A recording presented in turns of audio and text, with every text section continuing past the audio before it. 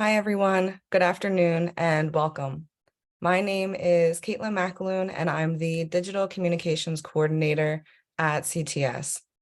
Our webinar today is on our newest report, Fostering Youth in the California State University, Understanding the Vital Role of Campus Support Programs. You will be hearing from the research team and a panel of special guests from across California with expertise in serving foster youth. This webinar is recording and we'll be sharing materials early next week. If anyone has any questions during the webinar, please type them in the Q&A box to be answered. At this time, I'd like to introduce our co-faculty director, Dr. Lucrecia Santibanez. Thank you, Caitlin. And thank you everybody for being here with us today in this, as we release this very important report. My name is Dr. Lucrecia Santibanez. I'm professor of education at UCLA and also the co-faculty director of CTS. As the report mentioned, as of 2021, over 391,000 young people were in foster care in the United States, and they're disproportionately impacted by mental health, homelessness, and juvenile incarceration. They're often tracked out of secondary education and out of post-secondary education. But despite these obstacles, a report released in March of this year by one of our partners in this report, John Burton, Advocates for Youth in California College Pathways, indicates that 86% of foster youth in California want to go to college, but only 48% enroll within 1 year after high school. So what this report does is try to investigate what are some of the campus support programs that can play a role in making sure that more foster youth go to college, because we do know from the evidence that going to college is the primary driver of upward social and economic mobility in this country. So before I introduce the authors and let them speak, I want to thank the Stewart Foundation and the UCLA Pritzker Center for their support of this very important work, and all of the partners that you're going to see represented today in our webinar. I'm going to turn it over now. We have the three authors of the study here with us today, Dr. Kenyon Whitman, Dr. Maria Luz Espino, and DeMonte Thompson. We also have an amazing panel, Dr. Sara Gomez from Cal Poly Pomona, Dr. Kissy Lopez, Assistant Professor at Fresno Pacific University, and Debbie Rogner, Director of Education at John Burton Advocates for Youth. Again, welcome to everybody who's joining us today for this very important report release, and I'm going to turn it over to Kenya now to continue with the webinar. Thank you very much. Thank you for the introduction, and thank you everyone for joining us. And so we're going to give you a brief overview of our study and then get into our panel conversation. And so we're going to first talk about the background of foster youth, and then the methods that guided this study, and then our findings, and then we'll end with our implication for policy and practice. And so as it relates to the background of foster youth in education, we'll go to the next slide, please. Foster youth face challenges across multiple systems.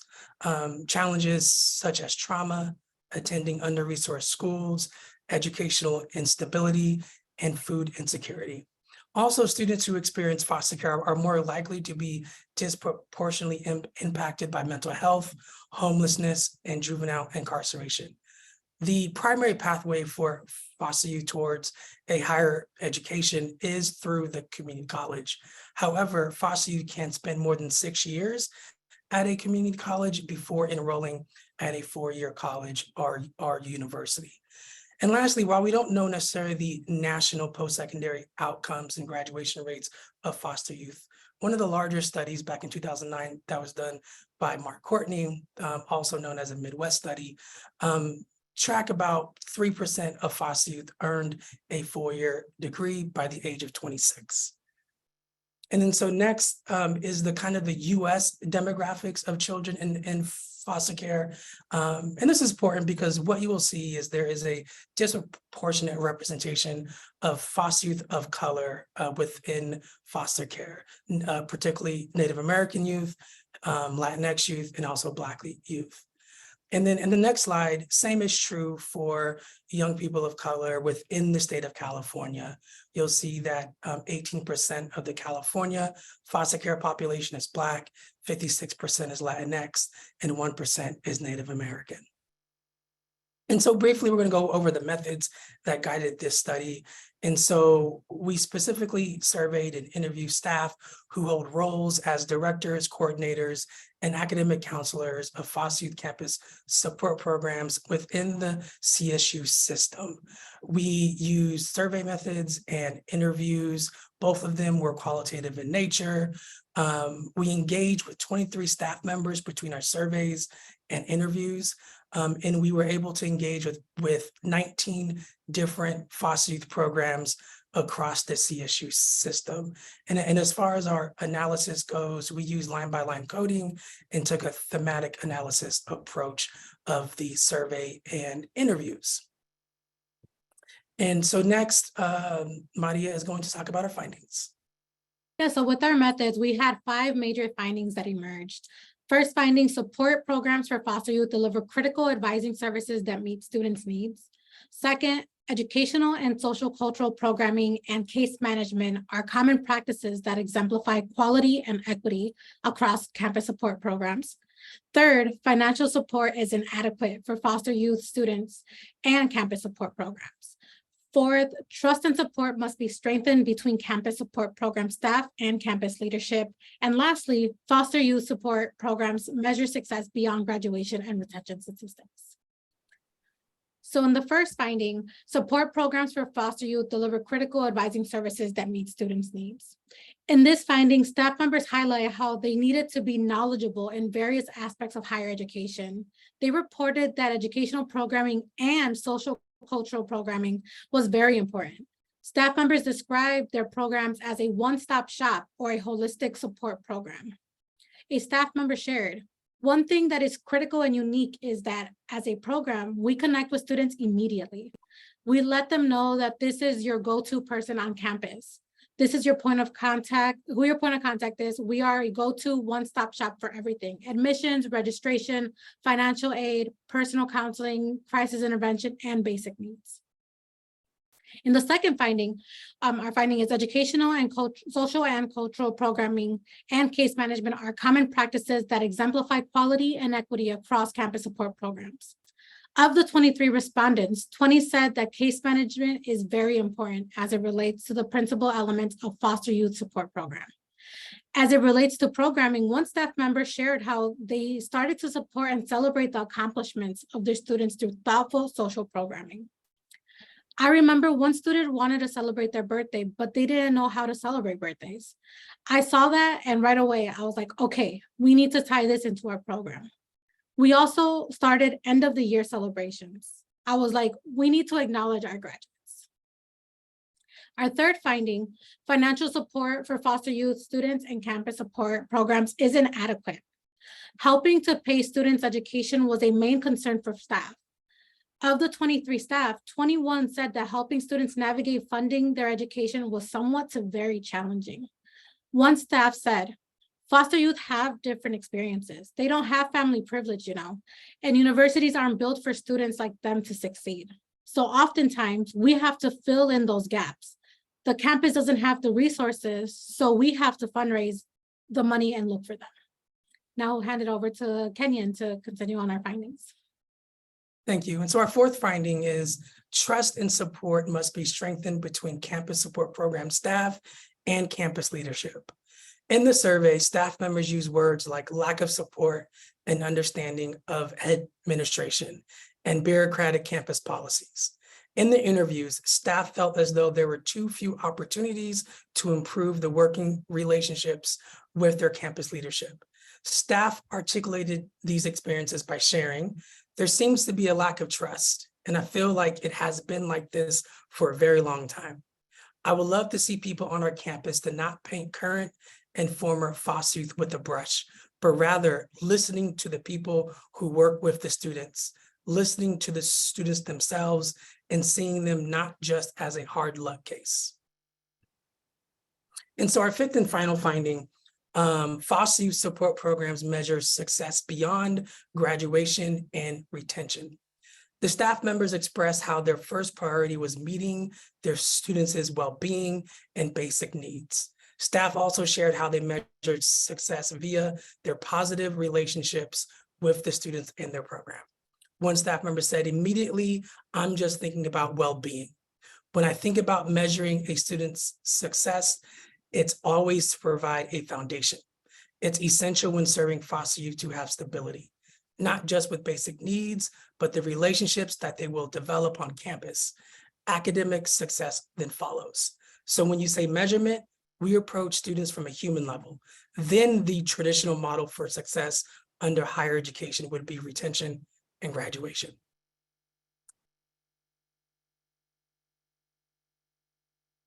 Thank you, Kenyon, and Maria for sort of centering us on our findings. And this all leads to our 10 recommendations that we make for policy and practice. The first 3 are for campus level and California state system. Remove all age restrictions for campus support programs.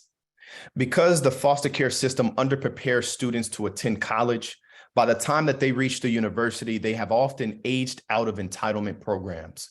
And regardless of age, foster youth should be able to access services and supports. Our next, number 2, create a foster youth transition pathway program. For example, our educational opportunity program, Summer Bridge. Summer Bridge programs at colleges and universities help support students transition. Research shows that students who participate in Summer Bridge programs are more likely to persist beyond their first year. Our third recommendation, invest in professional development consortiums for staff that support foster youth to improve and share best practices. For over a decade, staff in the CSU have collaborated with the UC and California Community College system in regional meetings without funding. Investing in these consortiums would boost the professional development of the staff. And our next 3 recommendations are statewide. Number 4, provide financial support toward reunification and permanency for families impacted by the foster care system. It would be advantageous to invest in families impacted by foster care. Family involvement is shown to increase and support college access and completion. Number 5, increase Chafee grant funding and the age limit at which students can access these grants. Foster youth lack financial safety nets, making attending college more difficult. So increasing the funding and age limit will create more access for our students. Number 6, create systems to track college outcomes of foster youth in the CSU, UC, and California Community College system. Little is understood about college enrollment and graduation rates of foster youth across California. As we continue to invest in more funding into campus support programs, it is important to identify which students participated in a campus support program and track their post-secondary outcomes. And our last 4 recommendations are focused nationwide. Number 7, remove satisfactory academic progress requirements policies for students who experience foster care. Recent support reports show that students who experience foster care are disproportionately impacted by SAP, satisfactory academic progress policies. Removing SAP requirements would create equity for this population as they pursue a post-secondary education and degree. Number 8, increase the maximum financial cost of attendance for students who experience foster care. Foster youth are less likely to have financial protective factors, which make attending college more expensive. Even for students who maximize their financial aid budget through free aid, they still need to work to pay through college and the cost of living. Number 9, create a nationwide foster youth college access and retention database. We have little data on college enrollment and graduation rates of foster youth nationally. A national database will permit identification of trends over time.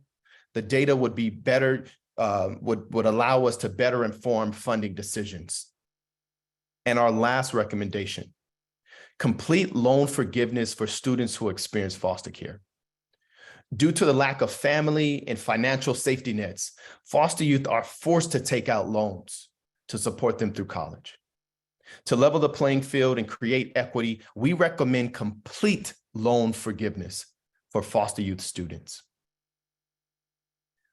Lastly, it is important to note that we cannot replace people with policies. We need a multi-pronged approach that includes dedicated support and campus support staff to address student needs. I want to move it to the next slide here. There is no amount of funding or policy that will replace these students' family, friends, and community that show up for and support foster youth. And now I would like to hand it back over to Kenyon so we can introduce our panel. Thank you. Thank you, DeMonte. And so we're gonna jump into our panel conversation, and we're doing really well on time, actually. And so hopefully gives us more time to talk about the report and more so how do we move forward with what we know stemming from this important research project. And so the professor introduced our panelists. Before we go to the next slide, please, Dr. Sarah Gamez, who is the Director of Student Support and Equity Programs at Cal Poly Pomona, Dr. Kizzy Lopez, who is an assistant professor at Fresno Pacific University, and I believe it's really important to also name founding coordinator of the Renaissance College Program at Fresno State, and then Debbie Raucher, Director of Education at John Burton Advocates for Youth, also known as JPAY. So thank you very much for being here. And so my first question for you all is directed at Sarah and Kizzy. And so the report discussed how foster youth support programs provided holistic support for foster youth. Can you please discuss why this approach is important, particularly for this population? Sure, I can go ahead and start with that. Really, right, knowing that college is a time of exploration and learning about like who you are, who you're going to choose to become as a young person in adulthood. And particularly for young people coming out of foster care, they're emancipating out of the system, depending on their age and when they choose to, and coming into adulthood without a level of support that our general student population has. It's critical for our campus support programs to provide holistic support, not just on the academic side of the experience of students going through college in our institutions, but also the personal, the social, the career development aspects, because we are helping these young people in their transition into the university, helping them to figure out how to navigate our institutions, but also preparing them for life after college. And their whole beings, they come in with, all the pieces that make them who they are. And so part of the roles that our programs have played for so many years has been to support them in all those various aspects, helping them to unlearn things that are no longer necessary or needed for them to function as whole adults, but to help them learn new things that will help them to build their navigational capital, their social capital, so that they can be successful and healthy adults during the time that they're going through our institution, but also post-graduation. Thank you, Sarah. To add to what Dr. Gamez is saying, another layer of importance about these cultural programming and educational programming that campus support programs offer is it builds a sense of community. In any community, family, be it chosen or biological, there are rituals, there are traditions, and those things build community among the students that are in these campus support programs. We saw during COVID how critical these traditions and rituals are for these campus support programs. It was vital to the sense of community, and campus support programs worked really hard to maintain those rituals, to maintain those programming for students. And so I think that's another layer beyond the teaching, the transition, even getting them to success outcomes after college is really those rituals build strong sense of community and connectedness, which I think is important in any community. Thank you, Kizzy, for sharing. And so our next question is directed at Debbie. And so one of the findings discussed on access to financial aid, J-Bay has done a lot of work towards creating financial aid access for this population. Can you discuss how we can continue to improve financial aid access and equity for foster youth in pursuit of a degree at the CSU and also elsewhere? Yeah, so thank you for having me on the webinar today. And this is an area that my organization has focused a tremendous amount of attention on in past years and continues to do so. So I'm going to spend the bulk of my allotted time on this webinar answering this question. So forgive me if I go a little bit long on it. I wanted to start actually by highlighting some of the changes that have taken place to date around the issue of financial aid access for foster youth. Just want to make sure people are aware of what's in place, because part of ensuring access to financial aid is making sure, first off, that these students are getting access to all the aid for which they're currently eligible, in addition to expanding the pot of money that is available. So one thing to be aware of is that there were changes that were implemented a few years ago to the Cal Grant program that allows students who are in the foster care system at any point after the age of 13 to, number one, receive a Cal Grant beyond just 1 year out of high school graduation, which is the rule for most students. And they can also receive a Cal Grant award for up to 8 years instead of the 4-year maximum that's available to other students. So we want to make sure folks are aware of that and getting access to that. In addition, the legislature approved a couple of years ago an additional $6,000 access award through the Cal Grant program. So the Cal Grant program primarily pays tuition costs at a CSU, and there's a small award that's made available to some students for non-tuition costs. And for youth who are in the foster care system, this is $6,000. So it's a much more significant award amount. So this just got implemented a few years ago. And again, you know, this is supposed to be awarded automatically to students who meet the qualification of having been in foster care after the age of 13 through a data match that happens between the Student Aid Commission and the Department of Social Services. But we know that that data match isn't perfect. And if there's one letter wrong in the name or something, you know, the match might fail. So it's important that students are checking their financial aid package to making sure they're actually getting that $6,000. And if they're not, following up to see what's going on and make sure they have access. And then lastly, I want to just highlight that it's important that those adult supporters who are working with foster youth at the CSUs make sure that they've completed their Chafee grant application.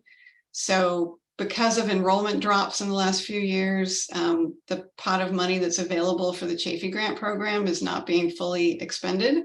So every student who qualifies should complete the application. There was actually a report from the Urban Institute that came out last month that showed that a sizable number of students who are eligible for a Chafee grant don't receive it. And that's largely because they don't know that they have to fill out a separate Chafee grant application in addition to their FAFSA or CADA. So I wanted to flag those kind of three things that are already in place first, and then talk about some of the work that we're doing currently to expand what's available to students through financial aid. So this year, right now, as we speak, we have a bill in the legislature, SB 307, which is actually potentially moving through the legislative process through the budget process rather than through the actual bill itself, which means that we'll actually know fairly soon whether this moves forward. But what this proposes to do is fill 100% of the gap in unmet need through making modifications to the middle class scholarship program. So the middle class scholarship program is a bit unfortunately named, and the program actually is available to those who are not just in the middle class, despite its name.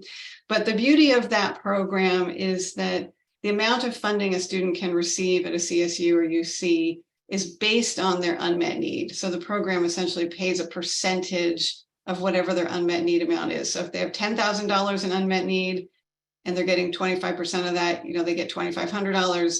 Whereas if they have $5,000 in unmet need, they're getting $1,250. What SB 307 and the accompanying budget proposal would do is say for a foster youth, that amount is 100% of the unmet need, not like the 25% that somebody else gets. And also most students, any student who's receiving those awards has what they call a self-help obligation. They have to contribute somewhere around like $6,000 or $7,000 of their own money before that kicks in. This bill would eliminate that self-help obligation. So it would really just look and see what is the cost of attendance, how much aid is the student already getting, what's the gap, and it would just cover the gap. And so we would be able to say to foster youth, if you go to a CSU, you will have 100% of your cost of attendance paid for no matter what.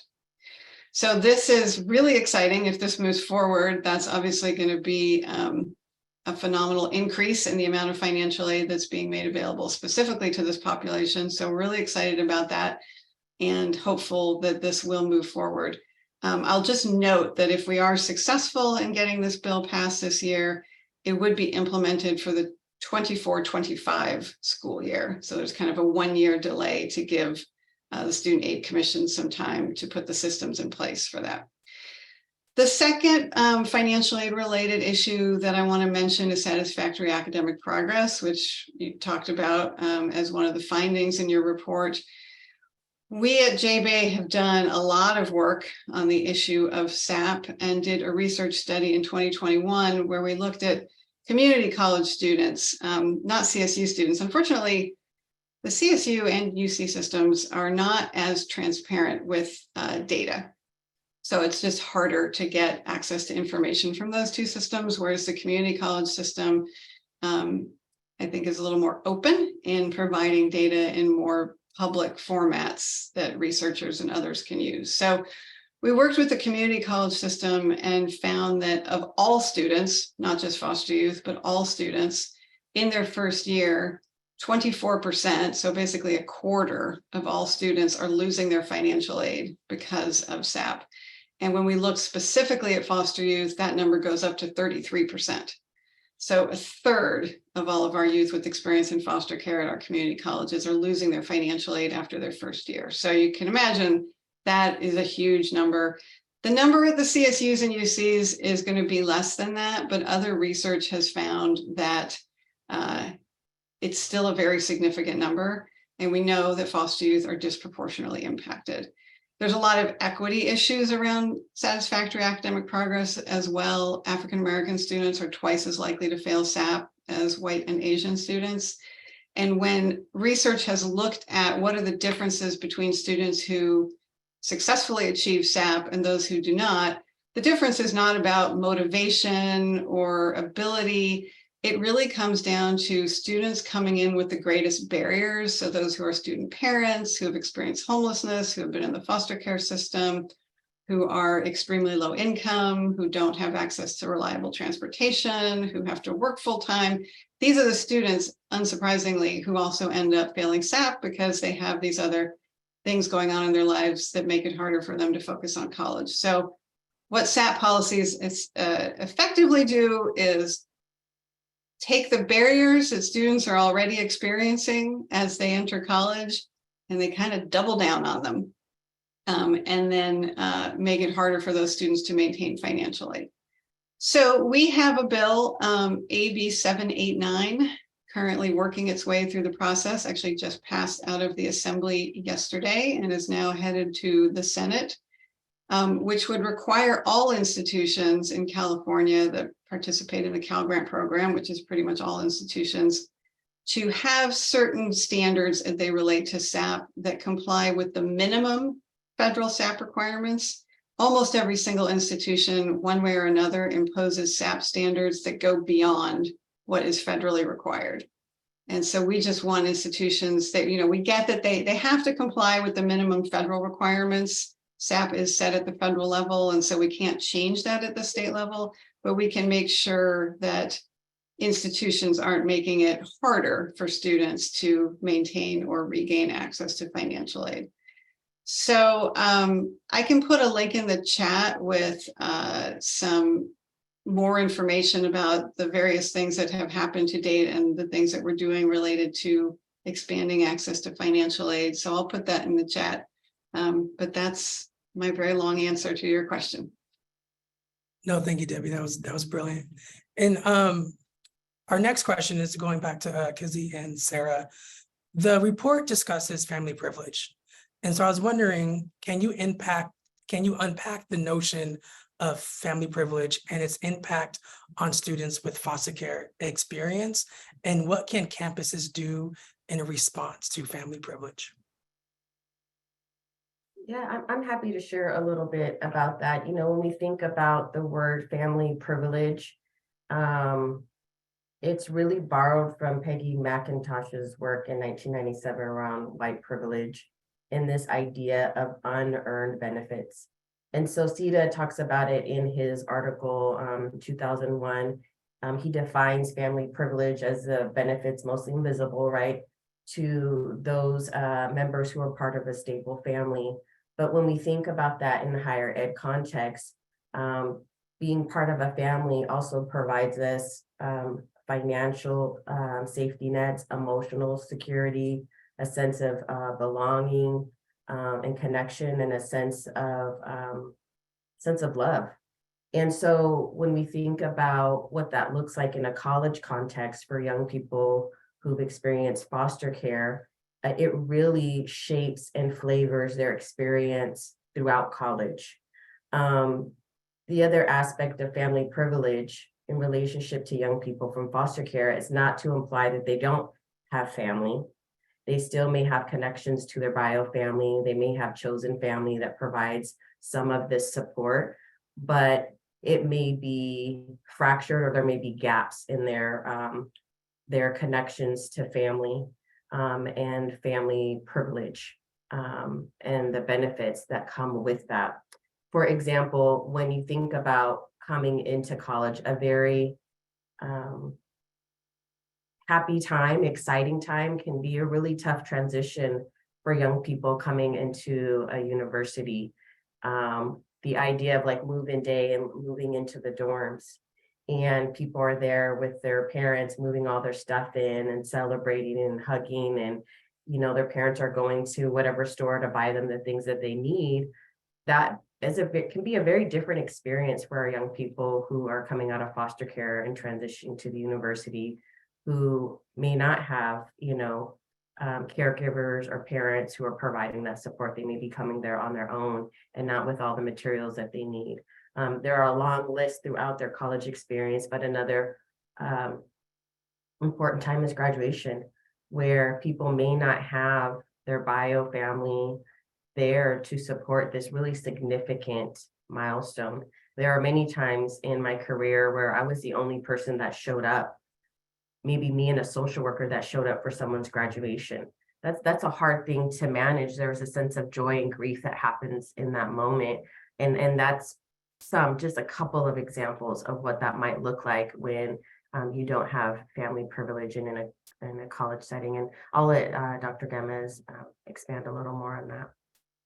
Yeah, and adding to what Dr. Lopez was mentioning, the way it also kind of shows up in higher education is sometimes through our policies and practices and even our language. And so when we think about orientation services, right, and if you have a parent and family component to it, right, making sure that we start using inclusive language, because sometimes that may still be a trigger for our young adults transitioning out of care and into our institutions, and feeling like, oh, that event's not for me because I'm not coming with family, right? Or my parents can't come. And then also thinking about during the transition times between semesters, intersession, when campuses close or shut down a little bit more, they're not as open because the semester is not an active semester, right? The food eateries on campus, thinking about those students that still stay at our institutions who are living there. Sometimes, right, care packages for those students during that time frame when not everything is open. And also thinking about how we support our students, and when we recognize celebratory events, that comes into play as well.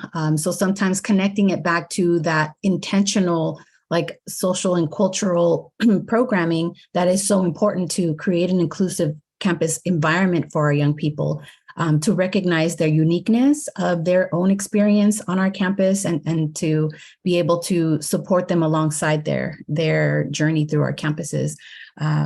So oftentimes thinking about how language shows up is important. And another piece to also think about is when students are asked to put an emergency contact.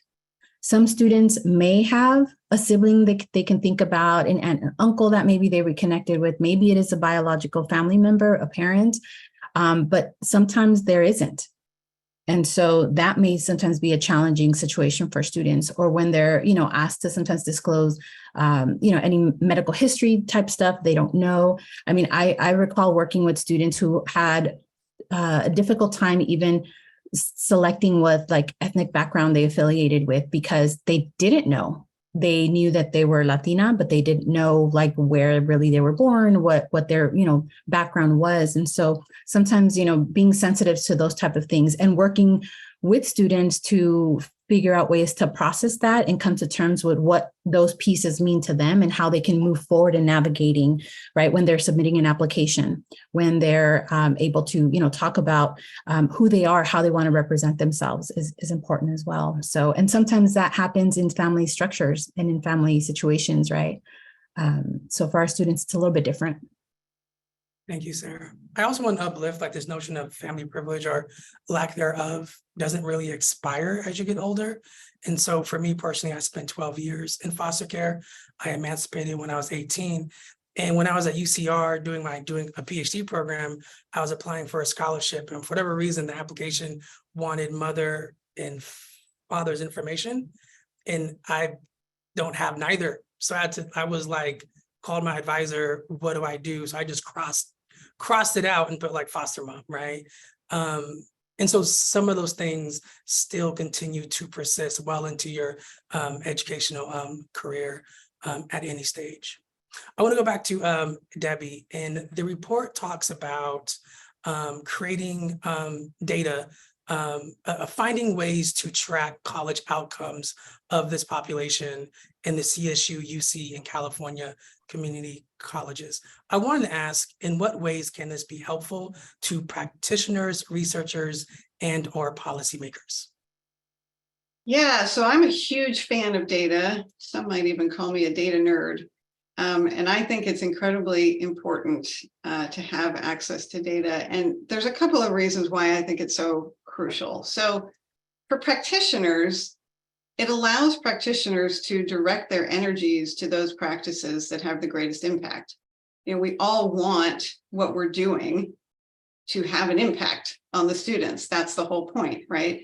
And, sometimes we think we have an intuitive sense of what works and what doesn't work. And we very well may be correct in our intuitive sense, but also maybe not. It might turn out when we look at the data that what we intuitively think is going to be most impactful maybe has less of an impact than we thought. And something that we thought was a minor intervention turns out to actually have an enormous impact. So having access to the data, and it's very hard to suss out the impact of different practices. Don't get me wrong, I'm not pretending like that's an easy thing to do, but to the extent that we can start to get an understanding of that, it makes everybody more effective and therefore increases the likelihood of student success.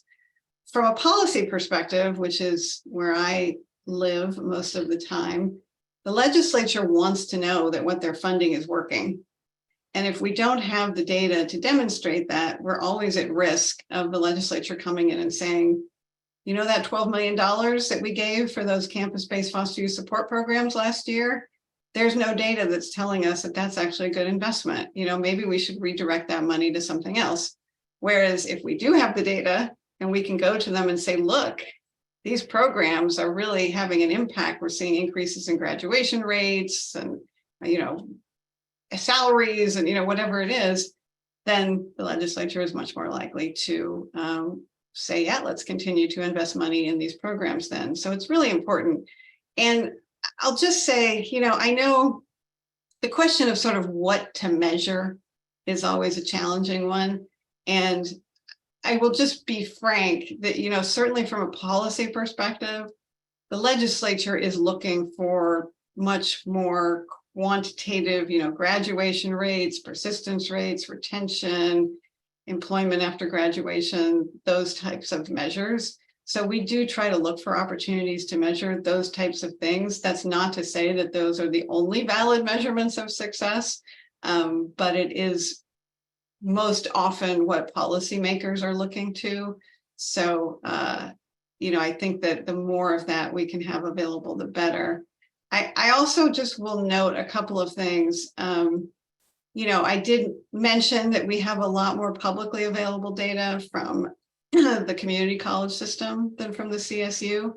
And so I would encourage more transparency and availability of data from the CSU system. And I'll just note the cradle to career data system that's currently under development, which some people may have heard about. This is supposed to be a system that links K-12, community college, CSU, UC, workforce data to really give us a much more robust sense of what's happening with students in California. And there are plans to also connect that system to CDSS to be able to disaggregate for youth who have been in the foster care system to have specific information for that population as well. So I am very excited about that effort and hopeful that once that gets off the ground, and as you can imagine, it's a massive undertaking, but the state is very committed to making that happen. And I do think that should open up some exciting opportunities to get more access to information. Thank you, Debbie. And Sarah, not to put you on the spot, but as a former director of the Renaissance College program at Cal Poly Pomona, and now as an administrator at that campus, for you, how and why is it important to have a bit more of the humanistic data that the report cites, data that kind of gets at more at the students' experiences at the campus? Yeah, I think it's important. I mean, I definitely agree, Debbie, with the quantitative information and data. Like that is critical. It is needed. But I think when we're talking about our specific student population, for those that have experienced foster care, the humanistic side is critical in capturing the qualitative side, and some of those stories is important also to highlight, because for some of the students, like the smallest breakthroughs are so important to recognize, acknowledge, and to celebrate also, because that could have been the reason why they didn't reach graduation and why we wouldn't be able to count them later. Right. And so it's important to acknowledge, you know, that the persistence from semester to semester, but in that one semester, that student probably might have wanted to drop out 3 or 4 times because they had an emotional breakdown, because they reconnected with biological family. They were triggered emotionally, right? Maybe there was a connection with CAPS. Maybe they, you know, also had an issue with housing instability, food insecurity. So all these different things are happening all at the same time in one semester. So being able to recognize and share some of those trials and tribulations that our students go through, but that they also come up and rise from to make it to the next semester, really help us to formulate the story and to help us advocate for the resources and the much needed support for staffing, for the very intentional programming that the programs have, you know, kind of wrapped around to create this holistic support for students, because it's all these other things that can impede a student from continuing.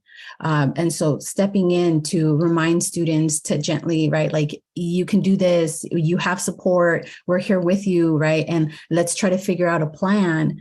All that takes time, sometimes beyond a general advising session, but it's important to do those steps so that we can retain our students, so that our students can make it to graduation. Thank you, Sarah. And so to kind of get back on track on our script, we have about like 15 minutes left. Probably one of the more troubling findings in the report discuss how some staff felt that there was a lack of trust and support from their campus leadership. Dr. Kizzy Lopez, you founded and directed a campus support program for foster youth and worked there over 10 years. And you were very successful, I know, because I'm the alum of that program. And so in what ways did you feel supported in your work? In what ways did you feel empowered? And how do you think that these practices can be applied elsewhere? Yeah, thanks for that question.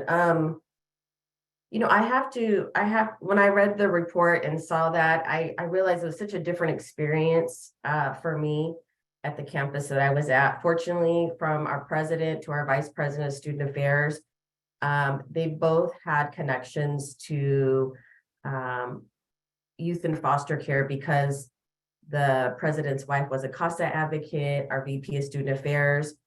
His spouse was a social worker that worked with young people in foster care. So they had this kind of embedded connection to it. But I also would say our associate vice president did not have an immediate connection, but was intentional about getting to know the students and was an equity champion since the 60s. She was part of helping start EOP on the campus. So Miss Maxine McDonald already had an equity lens and an equity heart to help young people and went far beyond just supporting me in the work, but really getting to know the students. Another piece of it that I think made our leadership and our campus really successful is implementing a campus-wide mentoring program for faculty, staff, and community members, because multiple people on campus were involved in supporting this population, becoming aware of who they were, their unique needs and challenges, and being hands-on with supporting the population. I think that made a really huge difference in the culture of people on campus supporting this population. But I also noticed in the report, people talked about the high level of change in leadership, which also made it difficult when trying to get campus leadership support. And one of the things that I found that was really helpful was it took time on my part, and I'm sure other administrators did things on their end, but when there was a leadership change, I made it a point to meet one-on-one with those new leaders. Whether it was a new leader in a department, whether it was a presidential transition, a VP transition, I was so fortunate to have a full-time staff member, a number of graduate students, student workers who really held down the work day to day, which allowed me to build a lot of campus and communal support for our population, which I think is really, I would say, integral to the success. I read in the report, there's case management, there's advising, there's directors and coordinators. I think having a really robust staff allows the director or coordinator to do a lot of the advocacy work and the training. And another piece that I think really helped was we had a series of presidential diversity series workshops.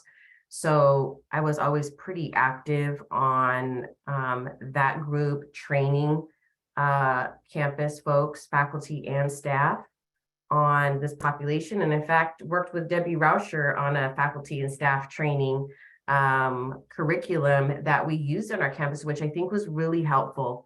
The other thing is I would sit on committees that you didn't think a foster youth advocate needed to be on. For example, we had a parents association. I made sure to sit on that association because our students wouldn't have representation.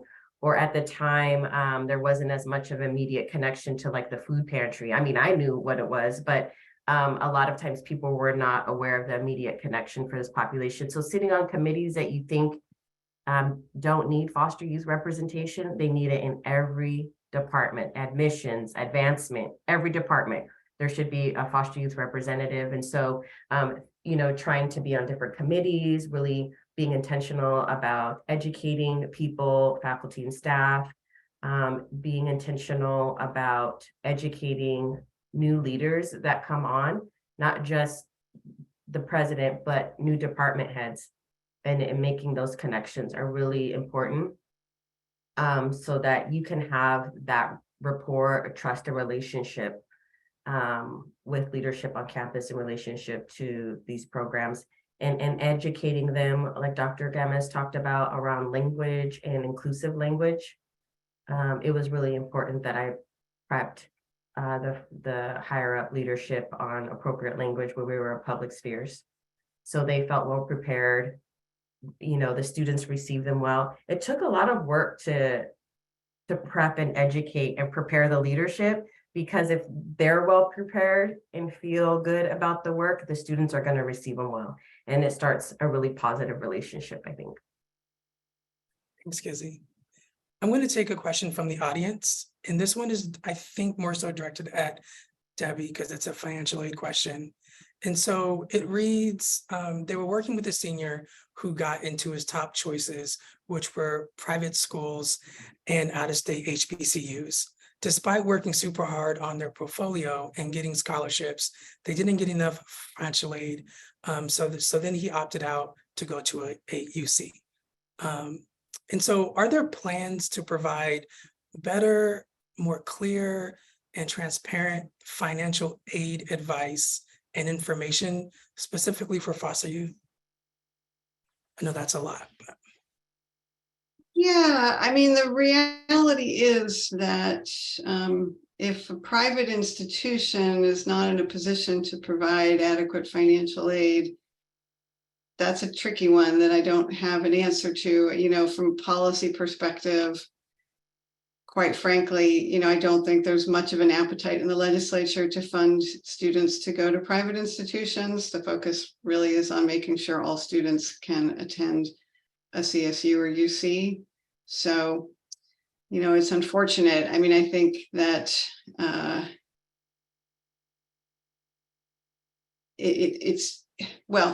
to speak to kind of, I think one of the points that's being made in the question, one thing that we have been really thinking about for future policy work is how to ensure that there are supports available for younger students as they're making plans for post-secondary education, to make sure every student is getting the kind of counseling and support that they need to understand their options and work their way through the matriculation process and such. And so we don't have a consistent network of support across the state for that. There are some phenomenal programs, but they don't exist everywhere.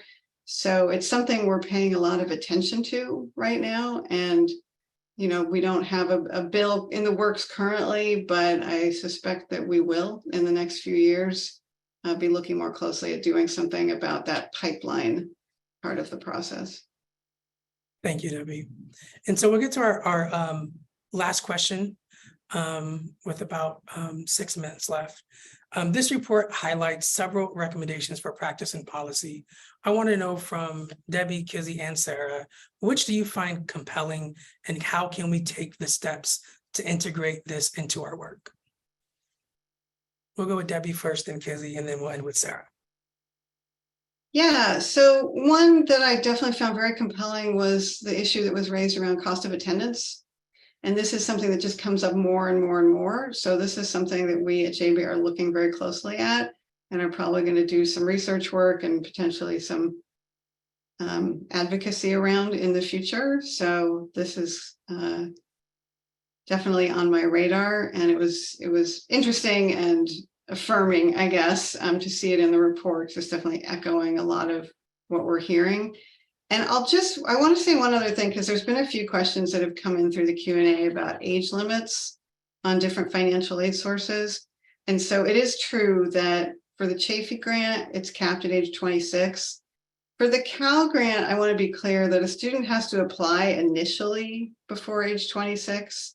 But if they've if they've received that Cal grant by that point, I'm talking about the foster youth specific provisions, they can continue to receive it even after they've turned 26, which is not the same for Chafee. And I'll also just note, I made a reference to the fact that the legislature did allocate $12 million last year as an ongoing annual allocation to support the foster youth programs. And the way that that was written is there is no age caps for that programming. So if campuses are choosing to create additional restrictions, that's something, I don't know if anybody's doing that or not, but certainly from a state policy perspective, those funds can be used for anybody of any age. Yeah, I just wanted to add to what Debbie said. When I read the report, the thing that stood out to me from a practitioner's perspective when I did this work, the cost of attendance. So, when I was doing this work, I had to do my own fundraising and grant writing. There weren't really state dollars directed towards these programs. And so one of the frustration is when you're raising money and you want to give it directly to students, but they've capped out their cost of attendance, it's really frustrating. Because you want to be able to help your students. And we know that students who do have a high level of family privilege, can get the extra $50 for groceries, can get a little help with their rent, without impacting their financial aid package. I mean, students can't live off of the cost of attendance. It's so low. And so there was a lot of creative social working that had to happen, is how I would say it, to make sure that we met students' needs. And thank God for our community partners and nonprofits that were able to step in and help us bypass the red tape to support students when needed. But it's a huge barrier that students who have family privilege don't have to contend with. And I'm glad to hear that JB will be working on that, because it's difficult for students and challenging for practitioners to kind of circumvent that issue to help students. Yeah, and I'll add that with what Debbie was mentioning about the age restrictions and pieces like that, I know at least in conversations that we've had in the CSU system amongst the 23 campuses and representatives who support this population on our individual campuses, the conversation has been around not having an age restriction for those students to access a level of resources.